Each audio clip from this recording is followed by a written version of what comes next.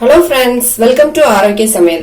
இன்னைக்கு நம்ம ஒரு ஹெல்த்தியான ஈவினிங் ஸ்நாக்ஸ் தான் பண்ண போறோம். வாங்க எப்படி செய்யலாம்னு பார்க்கலாம். இந்த ஸ்நாக்ஸ் பண்றதுக்கு தேவையான பொருள் என்னன்னு பார்த்துடலாம். ஒரு கப் சாப்பாட்டு அரிசி எடுத்திருக்கேன். இதுக்கு நம்ம சாப்பாட்டு அரிசி தான் வேணும், பச்சரிசி வேணாம். அதனால ஒரு கப் அரிசி, ஒரு கப் கடலைப்பருப்பு, ஒரு கப் சிறுபருப்பு, ஒரு கப் துவரம்பருப்பு. இது எல்லாமே ஒரே அளவா எடுத்துக்கோங்க. இது எல்லாத்தையுமே நம்ம தண்ணியில ஊற வைக்க போறோம். இந்த பருப்பு அரிசி எல்லாத்தையுமே நான் ஏற்கனவே ஒரு 4 மணி நேரம் தண்ணியில நல்லா ஊற வச்சிருந்தேன். நல்லா கழுவிட்டு அதுக்கப்புறமா ஒரு 4 மணி நேரம் ஊற வச்சிருந்தேன். இப்ப பாத்தீங்கன்னா பருப்பு எல்லாமே நல்லா ஊறிடுச்சு. இப்ப இத நல்லா தண்ணியை வடிச்சிட்டு நம்ம எடுத்துடலாம். நல்லா தண்ணியை வடிச்சு எடுத்துக்கிட்டேன். இப்ப நம்ம ஒரு மிக்சி ஜார் எடுத்துக்கலாம். இதுல ஒரு பச்சை மிளகாவும் ஒரு சின்ன துண்டு இஞ்சியும் எடுத்து வச்சிருக்கேன். இதை நம்ம இதுல போட்டுக்கலாம்.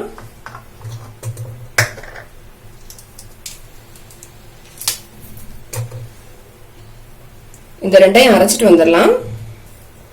பச்சை மிளகாவும் இஞ்சியும் அரைச்சி எடுத்துட்டு வந்துட்டேன். ரெண்டுமே நல்லா அரைப்பட்டுடுச்சு. இப்ப நம்ம தண்ணி வடிச்சு வச்சிருந்தா இந்த பருப்பு அரிசி எல்லாத்தையும் இந்த மிக்சி ஜார்ல போட்டுக்கலாம். தண்ணியை நல்லா வடிச்சிட்டு சேர்த்துக்கங்க. இதுல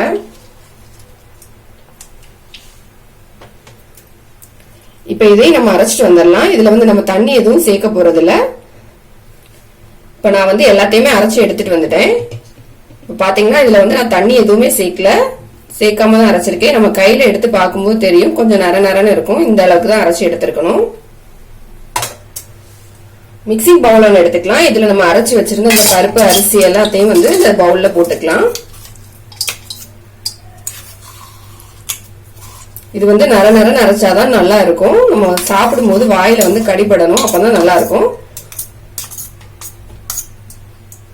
இப்ப எல்லாத்தையும் போட்டுட்டேன். 2 காஞ்ச மிளகா உள்ள சீடெல்லாம் எடுத்துட்டு சின்ன சின்னதா கட் பண்ணி வச்சிருக்கேன். அதையும் நம்ம இது கூட போட்டுக்கலாம். பொடியா கட் பண்ண கொஞ்சமா கருவேப்பிலை,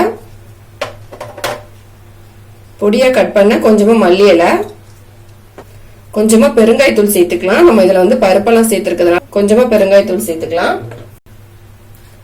தேவையான அளவு உப்பு. உப்பு போட்ட பிறகு ஒரு கப் அளவுக்கு துருவன தேங்காய் எடுத்து வச்சிருக்கேன். இதை நம்ம இதுல போட்டுக்கலாம். தேங்காய் சேர்க்கும் போது டேஸ்ட் இன்னும் ரொம்ப நல்லா இருக்கும். இப்ப இது எல்லாத்தையுமே கை வச்சு நல்லா மிக்ஸ் பண்ணிக்கலாம்.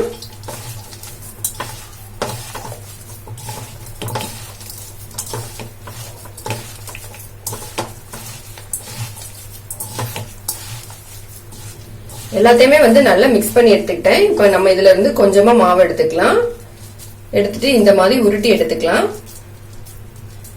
பாத்தீங்கன்னா இந்த ஷேப்ல நான் ரெடி பண்ணிருக்கேன். இதே மாதிரியே நம்ம எல்லாத்தையும் ரெடி பண்ணிக்கலாம். உங்களுக்கு இதே மாதிரி வேண்டானா நீங்க ரவுண்டா கூட இதை ரெடி பண்ணிக்கலாம். நம்ம இப்ப இதே மாதிரி எல்லாத்தையும் ரெடி பண்ணிக்கலாம்.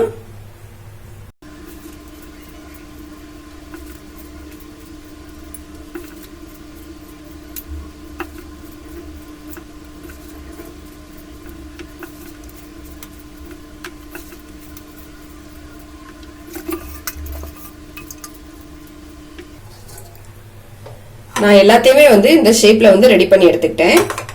இப்ப நம்ம ரெடி பண்ணி வச்சிருக்கிறத ஆவில வச்சுதான் வேக வைக்க போறோம். நான் ஒரு கடாயில தண்ணி ஊத்தி வச்சிருக்கேன். நல்லா சூடாயிடுச்சு. இப்ப இதுக்கு மேல ஒரு பிளேட் வச்சுக்கலாம். நம்ம நீங்க இட்லி தட்டுல கூட வச்சு வேக வச்சுக்கலாம். இப்ப நம்ம எல்லாத்தையும் எடுத்து வச்சிடலாம். இதுல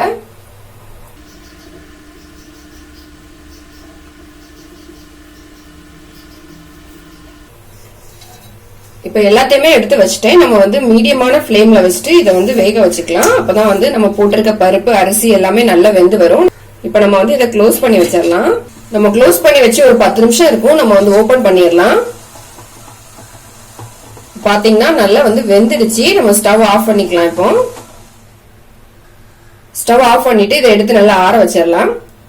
பருப்பும் அரிசியும் இருந்தா போதும், நம்மளோட ஹெல்த்தியான ஸ்நாக்ஸ் ரெடி ஆயிடும். நம்ம இதை ஸ்நாக்ஸாவும் எடுத்துக்கலாம், அப்படி இல்லைன்னா பிரேக்ஃபாஸ்டா கூட சாப்பிடலாம். ரொம்ப டேஸ்டா இருக்கும். நம்ம தேங்காய் சேர்த்திருக்கிறதுனால இன்னும் டேஸ்ட் ரொம்ப நல்லா இருக்கும். கண்டிப்பா ட்ரை பண்ணி பாருங்க. இந்த வீடியோ உங்களுக்கு பிடிச்சிருந்தா லைக் பண்ணுங்க, ஷேர் பண்ணுங்க, மறக்காம என்னோட சேனலை சப்ஸ்கிரைப் பண்ணுங்க.